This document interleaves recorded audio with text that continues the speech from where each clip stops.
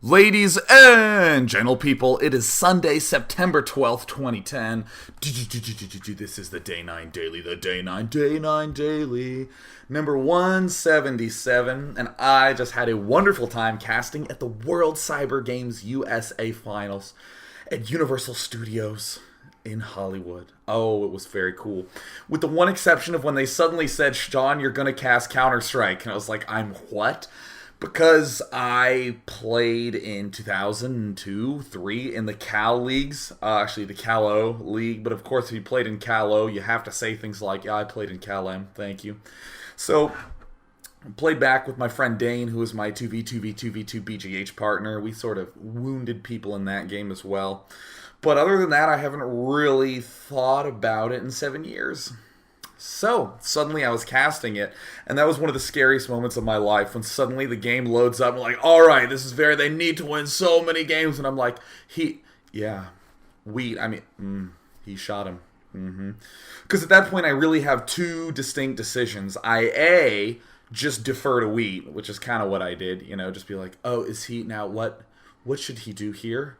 Is it a bad idea to plant the bomb? Trying to ask the retarded questions. Or the other is to just completely take control. Just be like, Weed, excuse me, I got this, don't worry about it. Now he is hiding behind the banana train at the bomb site. This, of course, is holding a cocaine shipment. He's ducking behind the cocaine, but these bullets can fire through the... Wheat, I got this, man, calm down. And the producer would be there just like, why'd we let him cast? So it was, of course... Second option, I didn't do that. But next time, I'm just going all out. I didn't have my Red Bull shots prepared. I just had Pepsi. So I had a little bit of that. And it wasn't enough to sort of get over the hump, to sort of break the tension. But either way, only requirement I had was that we finish before I get home to do the Day 9 Daily. And guess what? They actually get kicked out of the building really early on Sunday. That means I am here, ready to talk about two of the simplest ideas in RTS. I'm really thirsty, sorry. Ah, it's so good. By the way, the reason I'm so thirsty is because I was stuck in traffic at the interchange between the 101 and the 110. If you live in Los Angeles, you know what I'm talking about. If you don't, Google map it. So two very simple ideas in RTS. So first one. If he is trying to do a weird strategy, or in fact, if he is trying to do almost any strategy, one of the best counters is to just go fucking kill him.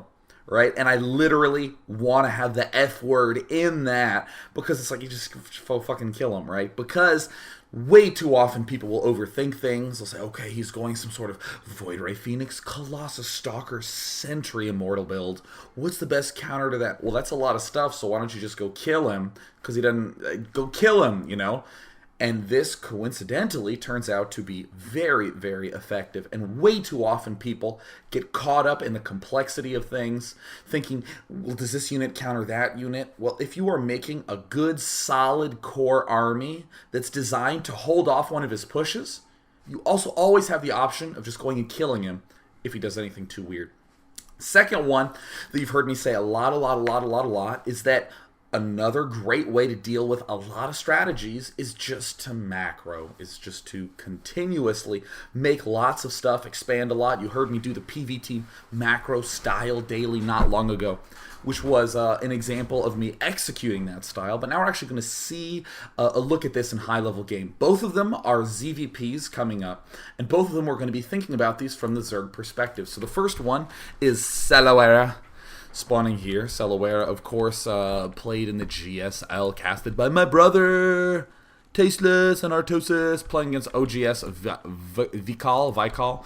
Now, this is something that I was thinking about the other day. If you get cut from Wera, or you get cut from, like OGS, do you have to just completely and totally buy a new account? That's a rough thing. You're committed to Wera for life. I mean, that's like getting married. It's just like, do we really want him in the clan? What if he turns out to be terrible? What if he's just one of those Wera users? Oh, also there was new Wera, and my friend read that as newer Ra. Kind of like there's Nal Ra, White Ra, and apparently newer Ra. Definitely getting into 2010 with a good start. So we have Selaware spawning here as the Zergy. Now we're going to look mostly from the Zerg point of view. Vakal is going to be doing stuff that might seem a little unusual to us. But we're still going to be talking about why it's unusual from the Zerg point of view and how he'd respond, and eventually with the great technique of just go kill him. Always, always effective. We're going to see that there was no big all-in plan from Zerg. There was nothing insane that Zerg was necessarily doing. We do see a 13 gas go down. He did an extractor trick. People are pretty much either going 9 Overlord or 10 Overlord with the extractor trick. By the way, the extractor trick is when you build an extractor, build a drone, then cancel the extractor, thereby reaching 11 of 10. I remember when my brother and I heard about that in 2000 or 1999 or so, we freaked out. We're like, oh, that's so Korean. That's actually what we would call any strategy we thought was neat. We would call it Korean, which became a very positive adjective around the household. Great pasta, Mom. Very Korean. So here comes the drone, exploring into Zakal's main. Oh, everything that Selaware has found is usual. Of course, it gives the stick man that is drowning. He's losing. We don't see the rest of the body or the legs. He's just sitting there with, of course, the ... because he's confused about his existential crisis. Vakal making not a nice, very happy face there.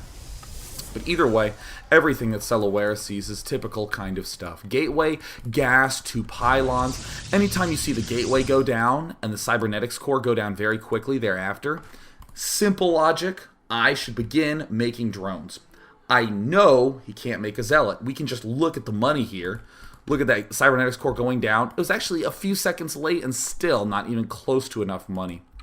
So we can see Selaware is responding appropriately by not really getting that many drones. I feel like he may have killed off a probe in here. Yep, looks like a probe was trying to harass this drone, and he just snapped back with all his buddies.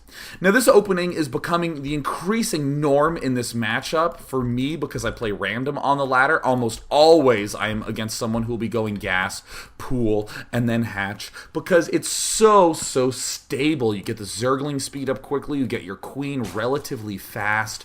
This means that you can shut down scouting probes with your Zergling speed. You can deal with most funky pushes, such as immortal pushes. You have to be a little careful still against the 4 warp gate. It can get potentially a little tricky because our expo is delayed a decent amount. And we do still want to be getting drones. So I'm going to go ahead and open up the production tab. What do we see Vakal doing? Uh-oh. Well, looks like Selaware sees the most normal thing in the world. Apparently the drone managed to still sneak its way in there and stay alive. But anytime a Protoss player goes for a fast warp gate, you don't get surprised, you don't get shocked, you don't get concerned. You say, yes, that's normal. Probe sending out. We see another Zealot getting produced. But weirdly enough, Vakal not doing anything seems a little unusual. Anyway, Selaware, after expanding, making the second queen, we even see a drone in the production. Very ordinary stuff, very ordinary.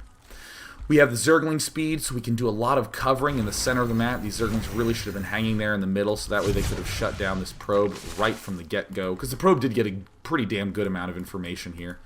This Overlord, a touch late, nothing horrendous. Second queen now marching triumphantly towards the brand new expo. And wait a minute.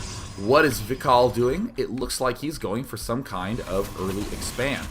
Now, looks like Selaware is going to try to surround this, but always a good thing.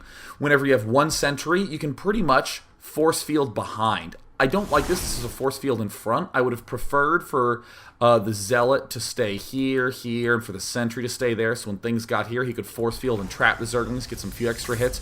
But same logic applies. We want to prevent the Zerglings from getting up our ramp. A Forge going down. This is a very unusual play. Pretty stable, though. Pretty stable. Our Zerg player was feeling a little concerned at the start because he did see the warp gates, but of course Zerg is now seeing the Nexus, so Zerg's not going to really need to worry about making a ton of Zerglings early on, and of course what do we see? Selaware forgets an Overlord, but either way is making a good amount of drones, building a few extra Zerglings, nothing too extreme.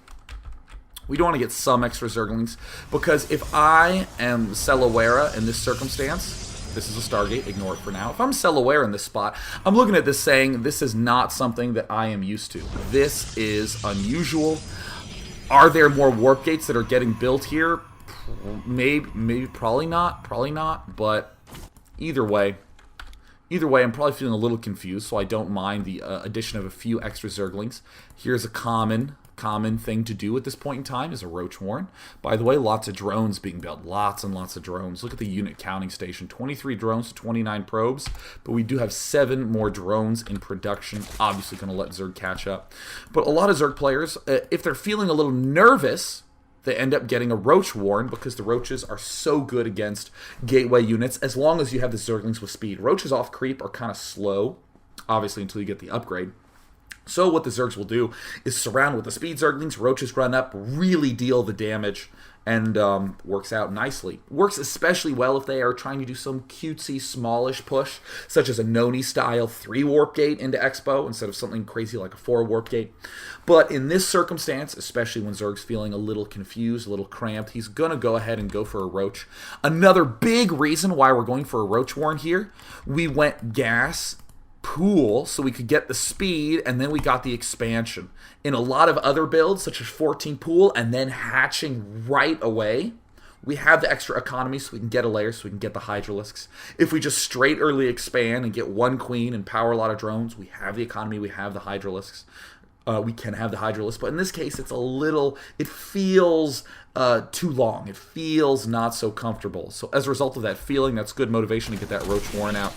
Zerglings trying to run up here. They kill off those key units of the sentries. Notice the sentries, again, force fielding behind to lock the Zerglings in with the Zealots or force them to retreat. Still drones being made. And, ooh, Zerglings sneaking up here. Doesn't quite get the chance to see this Stargate going up. Notice the Zerg has no idea about the Stargate.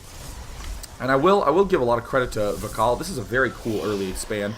Seems quite stable. Seems quite stable. More drones being produced as Celaware. Very, very good sense there. Layer going down as well. Notice we're not really doing anything with the Roach Warren at this point in time. It's one of those things to kind of go, oh, you know, if we really need to, we can build some Roaches. We don't need to rush for them by any means. Yeah, look, now we're starting to get some Roaches after we get that layer up. Don't want to devote a ton of gas to getting that Roach early on. And see, look at the speed Zerglings. Any number of speed Zerglings shuts down scouting. Any number at all can shut down scouting as long as they have speed. So, of course, Vakal is going to get this Pheonix out. Oh, very interesting. Now, we've seen players do this every now and again. Get these Phoenixes to do some scouting action after they get up their expansion. We haven't really seen that much one-base Pheonix play, with the exception of Naniwa. Seems to be the only player who can actually execute it really, really well. Vikal getting a sense of everything that's going on here. Would have liked to see this either not started or complete. It can sometimes botch with your timing if you see it in production. Because, I mean, right here, saw it, and in the Vikal cam, still just sees it's morphing. And here's the Hydralisk Den coming out. Alright, hey, cool. Because in your usual, typical, nothing extraordinary, nothing weird land of Zerg vs. Protoss, what's the core unit in the mid-game? The Hydralisk. Watch Idra's play from like the HDH tournament or from the King of the Beta tournament. Just gets a bunch of damn Hydras smash gateway units until, you know, you get speed for those Zealots, until you get Templar. Really, you need the Colossus or some hard-hitting unit to deal with those Hydralisks. Great unit. Obviously can deal with the Phoenixes quite well. This is a very ordinary mid-game for Celaware. Just got a dash of Roaches in between there. That's very normal. Still more drones being made.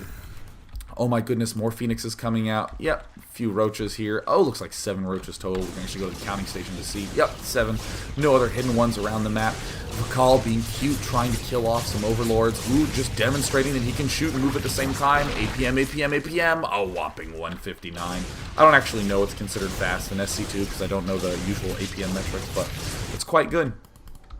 And now going for a 1-gate Pheonix straight into Colossus build. Oh my goodness, that is very funky. That is very unusual.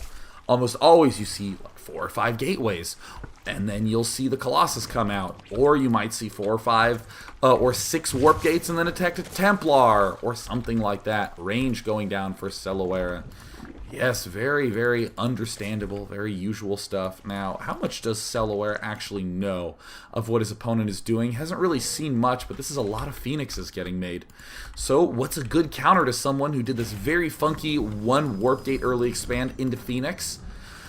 let's not overthink it. A counter could possibly be to go fucking kill him. Right? That is the lesson we want to learn today. 2 queens out. 2 queens again. To be able to have the extra range. Sure, Hydralisks are good against Phoenixes, but I just want you to note this because a lot of people seem not to really note how awesome queens are against air.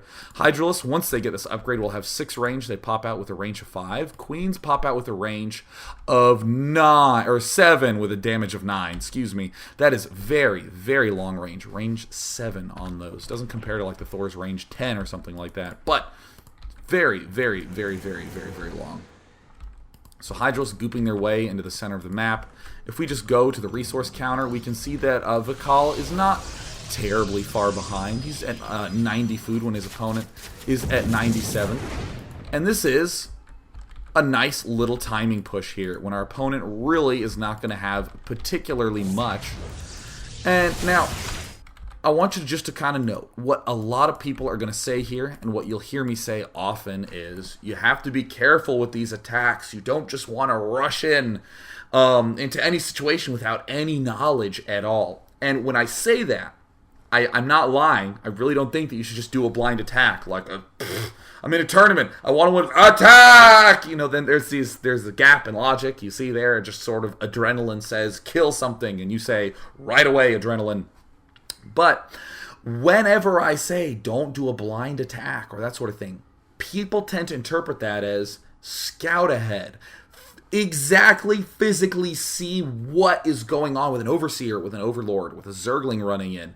I don't know, maybe suiciding some roaches just to scout. People think that you need to see it. But what I really mean is that you could do that, or you could just have a game sense of, yeah, you really can't have that much stuff right now.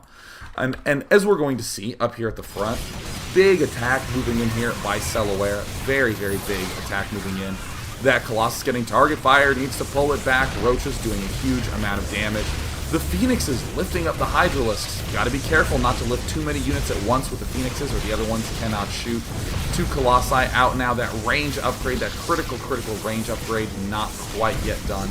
And we see Selaware pretty easily breaking this. This doesn't look like it's that easy of a break. It looks like Selaware hardly has any units left at all.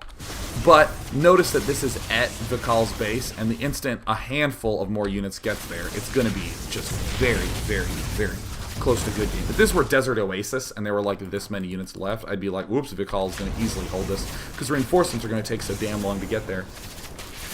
But this is super cutesy town. Oh my gosh, now building all the warp gates. That money's getting very high for Vikal. Very, very, very high. Now we're going to just speed this up a little bit so we can start doing some analysis. Obvious overrunning, power overwhelming style. What is Selaware doing? Just building more and more stuff.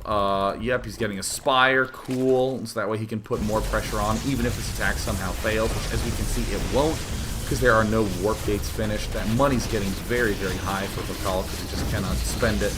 Apparently there was some little replay implant. Now, I intentionally cover up the replay bars so we don't have too many spoilers about the time, but now that we know exactly what's going on, I want to rewind a little bit to right here at a little ways before the attack came.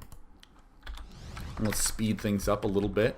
Our Protoss superhero is spending his money as best he can, really. I mean, with this set of unit-producing structures, I mean, even note, if we just back it up just a smidge, 600's a little high, but it's not like he had 1,200 or something outrageous. So, let's just do a little bit of calculation. So we can see this is 300, 200 minerals. This is 200, 100. And this is 200, 200. And if you ever don't know, you can just move here. Oh, look, 200, 200, 200, 100.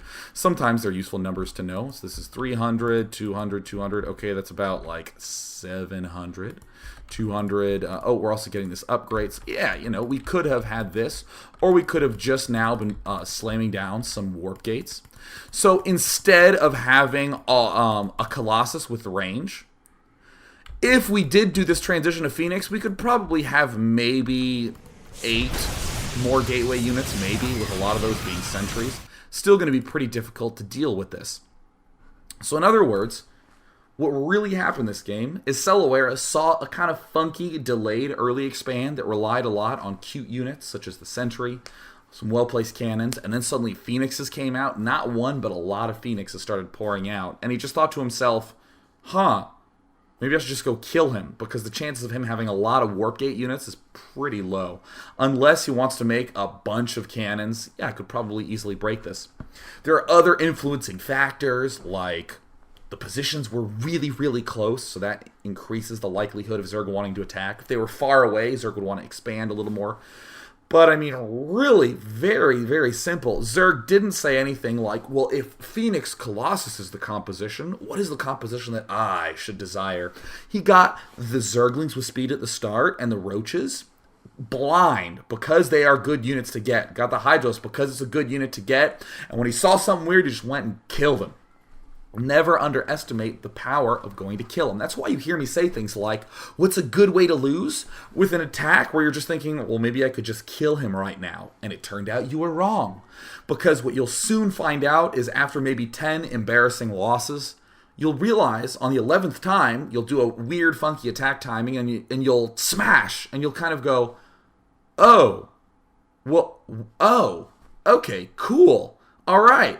And every time thereafter, you'll just attack there with confidence, knowing you can break that, and you will. And you'll start increasing your win percentage. You'll always have a dip at the start, always, and you'll start working your way back up. You hear me talk a lot about getting 1 or 2 extra percentages of win by doing something like scouting to the left before you scout down for cheese or something like that. But never, never, never, ever underestimate the idea of, well, let me intentionally do some things that will give me some losses so I can start winning a lot in the future. Because, honestly, your ladder rating kind of matters. Not really. I mean, it's good to feel happy that you're improving, but have something like every Wednesday, what I'm going to do is only try to do goofy attack timings and weird strategies. All the other days, I can try to improve, and you can tell the funny stories to your friends. Oh, I lost 150 points on Wednesday because I was trying to be crazy. But you will be getting better than your friends who are still for warp gating as Protoss. In other words, you have friends who are #1 in the world with Protoss. So let's go ahead and move on to the next replay that we have for today. Let's go ahead and open up my taller wide. Yep, right here. DIMAGA Hesuabs. Fantastic. And there's something else. There's a little treat I have. Gamer, I just want you to type into me what the number of numbers are of people viewing currently. Because while he tells me that, I want to let all of you know, not tomorrow, but a week from tomorrow, I want to do something I call Fun Day Monday. We're going to do something a little bit goofy on that day, and you are going to be submitting cool stuff. Oh, I'm going to start doing a lot more of this. You submit stuff to me, and I ask for things and cool interaction stuff.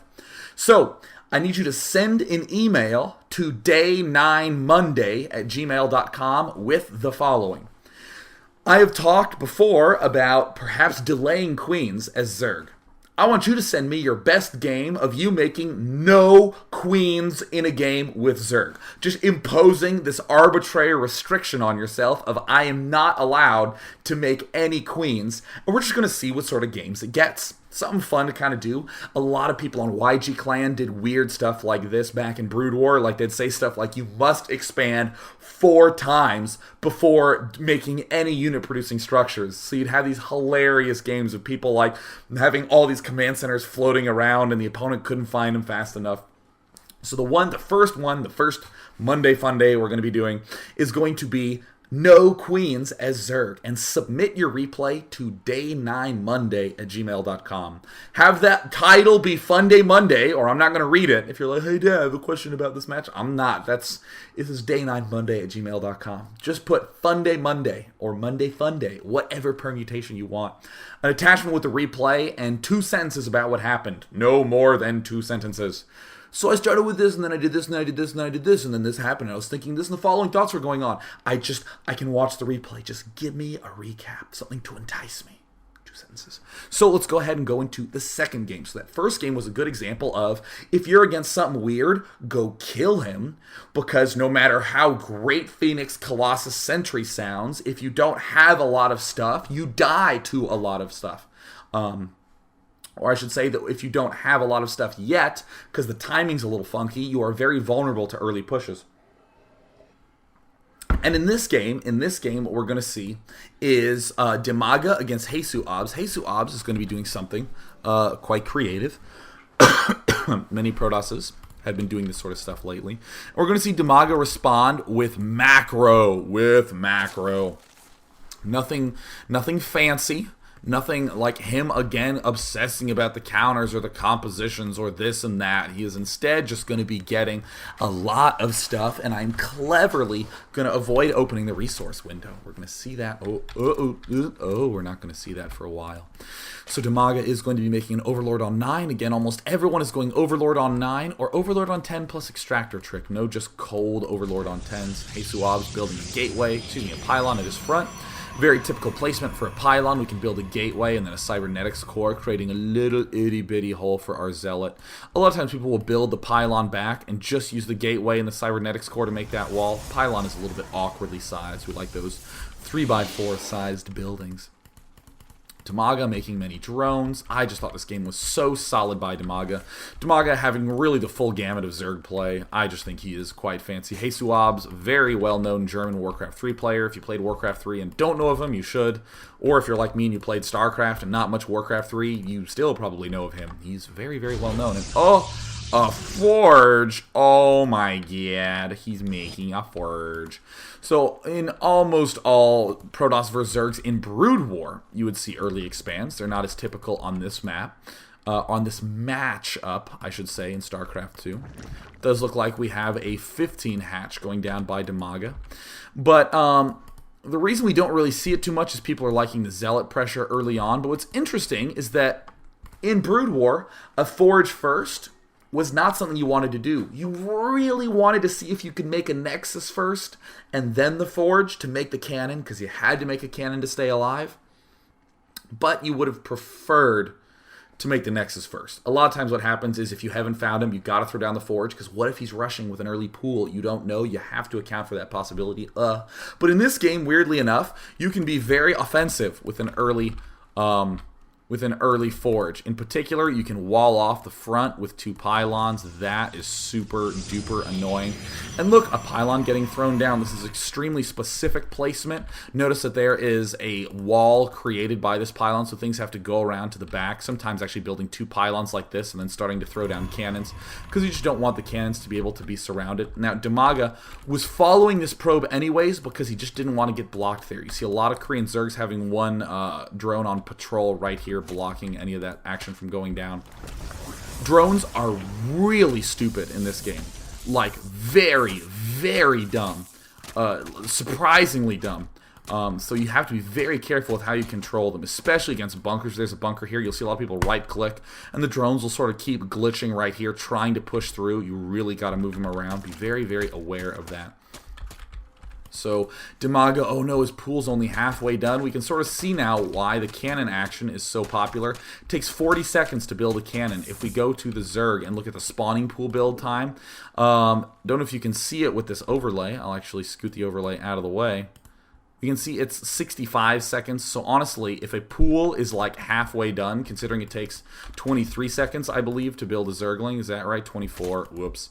It takes 24 seconds to build a Zergling. You have often more than enough time to throw down some kind of very fast, very, very, very fast cannon at the front and do a lot of damage to this hatchery. Very, very, very potent opening with the Forge. But okay, so what have we seen? Seen Hesuab's make a forge, try to do some cutesy stuff with it. He lost 100 minerals because he did build a pylon there, but he did gain a decent amount because so many drones weren't mining. Now, if you're in DIMAGA's shoes, what are you expecting? All right, I'll just give you a time to think about it. All right, if we have just seen this, right? DIMAGA clearly knows that there's a forge there. You're expecting early expansion. And that's right. Good, very good. This ain't a trick question, right? This is just straightforward stuff. We're not doing any trickery here on the Day 9 Daily. You would expect a very fast expansion from Hesuab's. There's a lot of space here. It looks like he's building a gateway. Ooh, that's very unusual. And a second gateway going down. Looks like he's trying to set up a nice wall off here. And DIMAGA has only just finished this hatchery. One queen's going down. Another queen. Will it go down soon here? Looks like DIMAGA's also building a gas geyser in his main. This is pretty typical, ordinary stuff. A lot of times we'd want a second queen out, but DIMAGA, again, lost a lot of money because most of these drones were trying to fend off some sort of cannoning action. There, DIMAGA now adding on more larvae in his main. Will he be making a second queen? I'm actually a little surprised he's not making that second queen yet. But if I am in DIMAGA's shoes, I'm going to be a little bit surprised by this. Hesuabs has double gas. It looks like he's just gearing up to do something that is very tech-oriented or maybe rush-oriented. Looks like no, he was just building 2 gateways to get a good solid wall off at the front. There's the cybernetics core going down as well. There's the extra queen by DIMAGA. And DIMAGA's going to be making some gas here. He's going to get some upgrades. But at this point in time, Hesuabs has been playing very, very creatively. Again, a lot of Protosses have been doing this sort of obnoxiousness with the Forge early on. And a lot of them also have not been early expanding. I actually experienced a guy who went straight up Forge against me. I was, he just went straight up Forge against me at his ramp. And ended up just trying to do some cannoning antics, all that good jazz. So it's pretty popular. It's pretty popular to do this sort of stuff. But now we're seeing some Stalkers get built. We see the Cybernetics core finished. No Warp Gate yet, just Chrono Boosting. Trying to block with the probes. Good reaction time there. There's the Warp Gate going down. Chrono Boosting Stalkers, very, very effective. Now I'm going to start opening up the production. Again, I'm trying to hide the resource menu from you. We can see that speed's going down, Roach Warren's going down. Anytime you're feeling a little bit concerned as Zerg, just build a Roach Warren. I kind of dislike that rule because a lot of people will then skew towards the side of always building a Roach Warren, but I just kind of want to put that out there because too often people are skipping to the Hydralisks happily and convincing themselves that only Zerglings is what they need early on. But honestly, if you're against a very aggressive Zealoting player, it can be quite brutal. So DIMAGA is trying to hide his Overlord. Hesuab's doing the smart thing, using these Stalkers as aggressively as he can to get the advantage. Very, very, very rarely do lower level players really work to kill something off, really take value in killing off any little random unit they can. Extractor going down now for DIMAGA, Layer going up. Do we have any Roaches in production? No, not really. It's just Zerglings at this point. The Zergling speed is done, as we can see.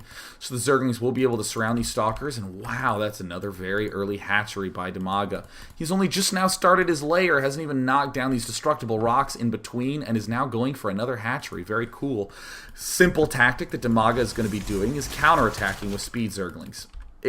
This is an integral part of macro style with any matchup. It's just considering the possibility that my opponent's main is way open and vulnerable, and it doesn't have to be with a big counterattack. It can be something as simple as Pylon here with Protoss, warping in a few units to waltz into the natural expansion. Not going to cut into your overall army by any means, but definitely will cut into his economy and sort of force him to pull back. DIMAGA not getting that much gas, only has 1 geyser here, and is actually adding on another hatchery. Yay, hooray. Speed going down for the Roach Warren. Hydralisk Den, no. Units, yes, just lots and lots and lots of Zerglings and Roaches being produced. This hatch is going down now as well. Now, I just want to note for the record, now I'm going to open up this resource menu. I want you to just note that Hesuabs didn't botch anything horrifically early on. He tried to do some action with his photon cannon, tried to do something cute with the Forge. It didn't work, so he teched straight away to Blink. Nice advantage of getting that Forge early on. With 1 cannon, you don't need a lot of units at the front, so you can tech very, very, very, very quickly. Started making the Stalker army right off the bat and kept building up the Stalker army. Many people have been liking Blink plays with Protoss in all matchups. Against Zerg, it's actually becoming particularly popular because you have just such ability to be aggressive and harass. But we're just seeing how DIMAGA is just pulling ahead, thanks largely to those 2 food Roaches. Just doing a lot of damage, and DIMAGA is just really happy to hold back, kill off these rocks, expand, macro. We see more drones coming out, and a good amount of pretty much everything coming out for DIMAGA. There's another queen being birthed. He's now getting the evolution chambers to bolster this army. He's getting Evo chambers after he's set up a 3rd expansion. Now, this is a little bit coincidental that this was taken down at the exact moment when it needed to be, so that way he can actually defend it. But let's not think about that too much. Just coincidentally, very nice timing. Hesuabs blinking some of the guys back, blink in half, so that way he can continue to have vision. Doing some nice control. Zerglings trying to surround. Oh, a few of them do get taken down. Nothing extraordinarily different being done by DIMAGA. I wouldn't do anything that different. And by I wouldn't do anything that different, I don't mean, I particularly be playing the same way. I mean, looking at this with complete vision of both players, I see no reason to do anything different.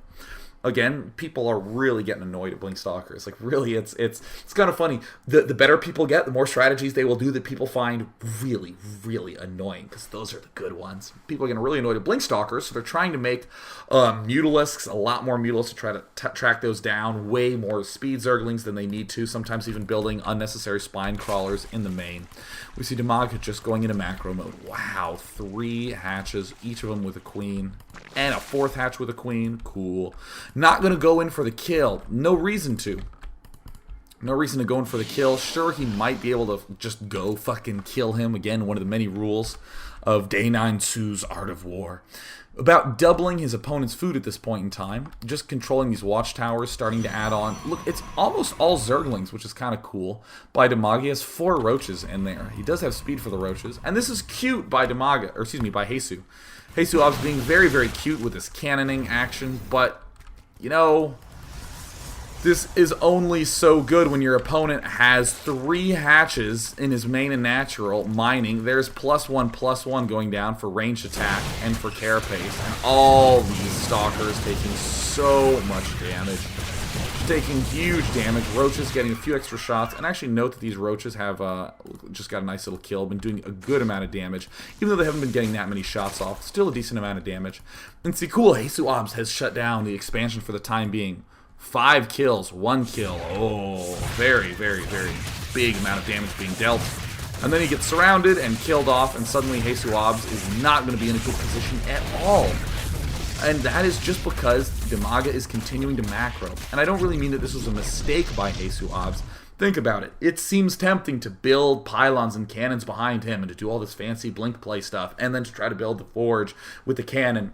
But the way DIMAGA's dealing with it is just by macro, macro, macro, macro. Not a lot of lessons being taught today. Just 2. You can go kill him at a lot of times that might seem like you can't, and also you can just deal with a lot of things by macroing. Oh, how awesome this is. DIMAGA just macro, macro, macro, macro, macro.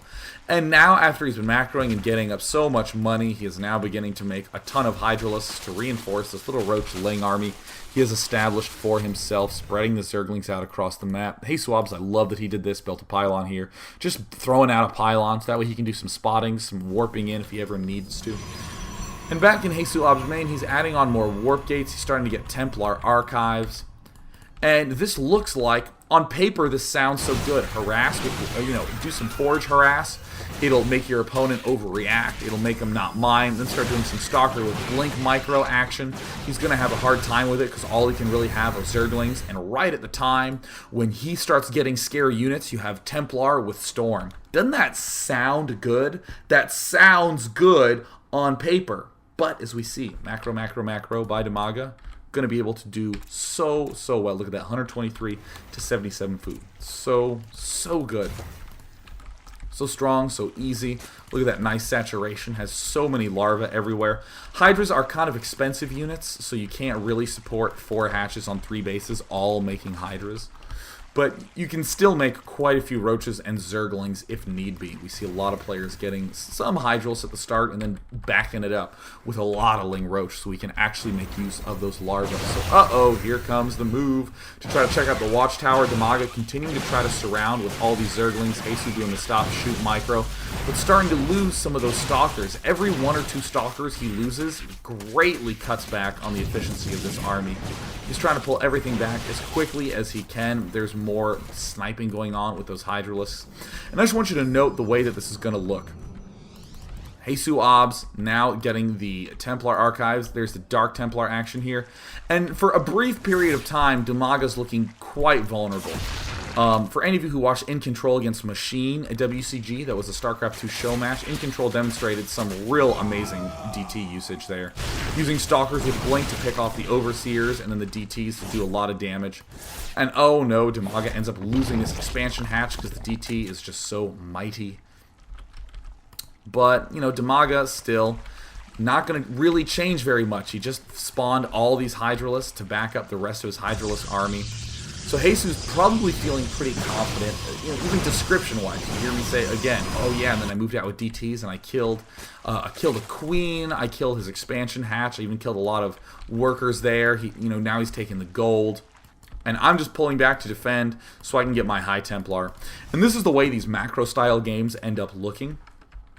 I'm actually just going to speed it up just a little bit because we are running a little bit late on the daily. So here comes the big, slow mass Hydralisk army. Hydralisks are so slow off creep. Actually, if you can, get the speed upgrade at the hatchery once you have the layer tech up. So that way you can bring overlords and just puke creep directly underneath the Hydralisk. They'll have a little bit of retreat ability. Very difficult to get Hydralisk to retreat. Now, this is not a good alleyway for DIMAGA to attack in because it's kind of small. DIMAGA can't really help this. He can't force the map to be more wide open. But look at him just trying to funnel through here. The Templar are out. Good storms are going to go down. I'm actually going to turn on the health bars so we can see that. A lot of Templar coming out right now. Oh, another storm is going to be available. Jesus is trying to blink up here to do as much damage as he can, but there's just so many Hydralisks. There's just so many. Stalkers are great against Hydralisks. Templar are great against Hydralisks. Jesus is doing a good amount of damage with the units that he has, but there's just way too many of them. There's just so friggin' many Hydralisks. Very good stuff. That's the way the Zerg should be. That's the way that Zerg seems to be in the campaign. They just overrun people by having so much of the Zerg, and now they kind of feel like a little bit like a mud race. They're just kind of these roaches that just want to slog their way forward, and these Hydras that can't retreat. But still, don't abandon that macro style of play. Oh, yes, look how effective it can be against this very, very annoying and strong style of Jesus. But, I mean, DIMAGA was 40 food ahead all game long. And when he finally got the powerful enough army, notice the 2-2 upgrades. That's really what's helping DIMAGA so much here. And there's the good game. Jesus being Manus, and good game, well played. Because, honestly, it was friggin' well played. Gonna take some questions here. Let's go ahead and take the question. I mean, that just goes to show how awesome it can be. Very, very, very, very awesome. Just being active about making lots of stuff when you have an advantage. I actually have tried very hard to weed this out of my own play because it's so tempting just to go, you know what? He has one pylon there. I can make a Baneling nest. Just bust that pylon down. I have a little bit of an advantage. Or, oh, he doesn't really quite have a Cybernetics core started yet. Well, let me make some roaches and try to go attack him. And then the roaches sort of do their stupid stop and go crawl halfway across the map. And then his Cyber Core finishes, and I'm embarrassed.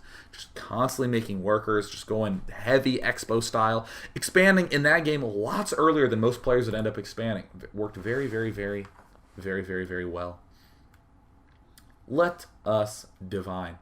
So Sheki asks a great question that I'll answer using the two rules we learned today. The two rules, again, are one, if he's doing something that's a little bit surprising, or let me just rephrase that. Most strategies in real-time strategy games can be defeated by just going and fucking killing him, right? Very straightforward. The second one is macro is a very effective way to deal with a wide variety of strategies, just making a lot of stuff, and we saw how macro-oriented play worked very well for DIMAGA in that game. So Sheki says, I play Zerg and I found that I can fend off a 4-gate relatively easily.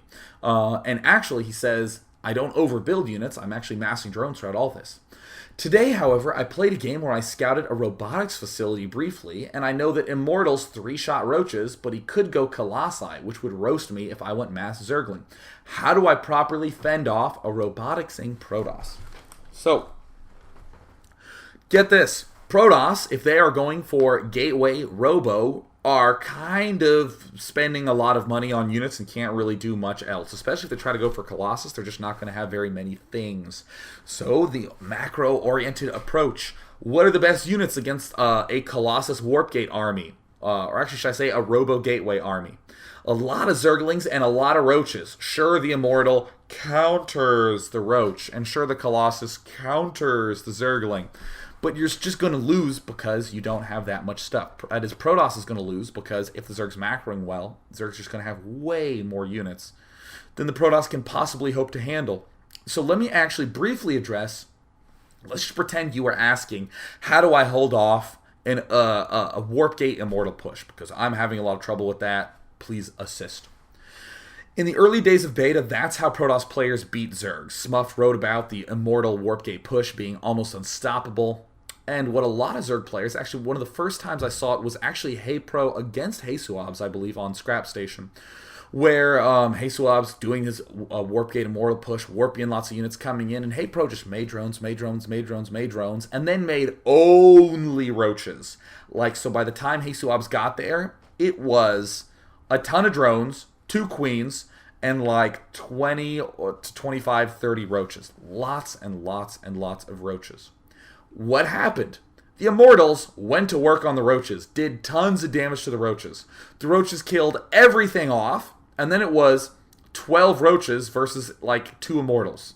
And the roaches obviously won that, right? It wasn't even close.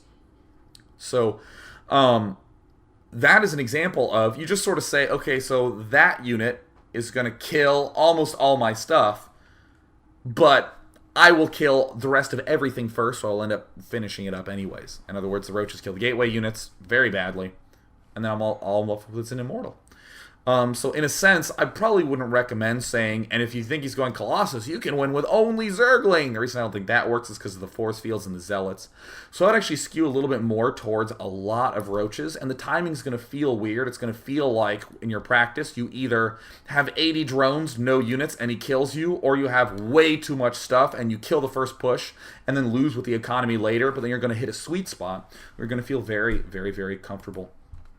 Once again, I want you to send me your no queen styles of play to to day9monday@gmail.com, because we're going to be doing Monday Fun Day. Not tomorrow, but a week from tomorrow. It's going to be fantastic. Mythical Mage says, Dear Day9, you said in a recent interview that a Zerg would eventually become the strongest race as time goes on. What factors do you believe make Zerg a strong race? I didn't say that they would become the strongest race. I said that people would start saying that. Because I think that what's going to happen is that people are going to slowly, over time, learn how to hold off a lot of the stuff. And when I say later, I probably mean like in a year or so, like that, where people start to, learn to hold off all these techniques, or actually that maybe even Blizzard will patch it so Zerg can stay alive a little bit more easy in the early game. Because late game Zerg has a lot of unexplored options that are super annoying to deal with. Have you ever been playing a game against a Zerg player, and every time you leave your base, 2 Nidus Worms pop up in the back of your main? It's so annoying. And then finally, when you're feeling comfortable enough to kill all those Nidus Worms, you move out, and he has the whole map and wins. Like, I just think players are going to start getting better and better at those high diamond levels. So, let us take a few more questions. Actually, it's 7:55. Let's take one more question. Let us see. What is the best one?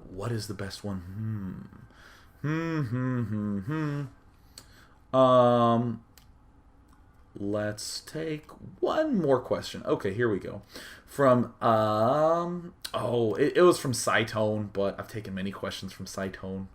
I'm going to do a different one. Bane 1998. Oh, this is such a good question. That actually helps to relate back to the strategies today. Says, as a low-level player, how can I learn timings when my opponent isn't doing good timings anyways? Replays don't seem to teach me much. Great observation. Correct. There you go. So that means that if you're playing against really terrible, awful players, don't try to learn about timings. Try to practice other things. So for instance, this was a problem that happened to me a lot on PG Tour that eventually became Icy Cup, where I would be playing and I would be like A or A+ on the ladder, and then the map of the week would change. And for the most part, I really would exclusively play on the map of the week. Because it gave you bonus points, and because I like limiting the set of stuff I'm playing on. So it would be like all Tau Cross, I'd be up at A+, I'd be like, yeah, I'm so awesome. And then suddenly it would be Peaks of Baekdu, and I'd be like, okay, I literally played 3 games on this. So I'd sit down and play. If you're playing against an A+ level player who's good, he's going to smash you if you don't know what you're doing. And I felt like I wasn't learning anything. So I would create a new account on PG Tour Icy Cup and I'd start working my way all the way back up again during the next week. And as a result, at those low levels, I wasn't learning shit about timing. I wasn't learning anything because my opponents were so bad. What I was trying to work out was, okay, I can take this expansion now, and okay, I'm having 250 minerals. Let me actually just not build a drone for a second and save up to 300 so I can expand again. And oh my god, you can build tanks there? Okay, well, it looks like I now need to have a few more Zerglings earlier on. Let me do that. All right, great. And then around the time that I'd be hitting like the B-B level, I'd start to really feel like I had my style of play down. And at that same B plus, A minus level, people had pretty damn good timing. So I could start now saying, now that I'm comfortable, I know the tricks that people do against me, I know the obnoxious stuff I have to look for, and I've worked most of the kinks out of my basics, what do I need to worry about versus the timing of a good player? And then I started to rewatch a lot more of what my opponents were doing in the replays, and that was very helpful. And again, I think this relates a lot back to the idea of being able to macro. Yes, the second technique, learning to beat your opponents with macro. I would look at what my opponent was doing when I was playing up at that A plus level with no experience getting tossed around. Your instinct is to make units because you feel scared. That's your instinct, right? You see him, wait, he's getting another factory? I've never played against anyone who gets 2 barracks, 2 factory in Brood War. That's weird. I guess I need to make a whole bunch of Hydros with get speed, and I gotta not expand now. And then it turns out you just kind of didn't know that he built a command center already because your timing was a little off. So now suddenly, like, I can't actually win with macro. I can't go into the macro style of game. And he's just going to beat me by him having more stuff. Because I have these useless units that are designed to help defend me that can't really actively attack him back. And it was just miserable. Oh, I felt so terrible. So definitely, if you are against these low-level players who do not have good timings, just work on something else. So that's going to wrap it up for the Day 9 Daily for today. Whomp. Calling it. In addition, I would like to, again, reiterate, if you're a Zerg player out there, try to play some games with no queens at all. Figure out a cool way to play with no queens and send me the replay at day9monday@gmail.com. Make sure the subject line says Monday Fun Day or I'm not opening it. And then have about 2 sentences explaining what happened. Actually, I should say exactly 2 sentences. No more, no less. If you give me 3 sentences, in the trash. Bow. And that's going to wrap it up for the daily. I'm hungry. I'm going to get food. Bye.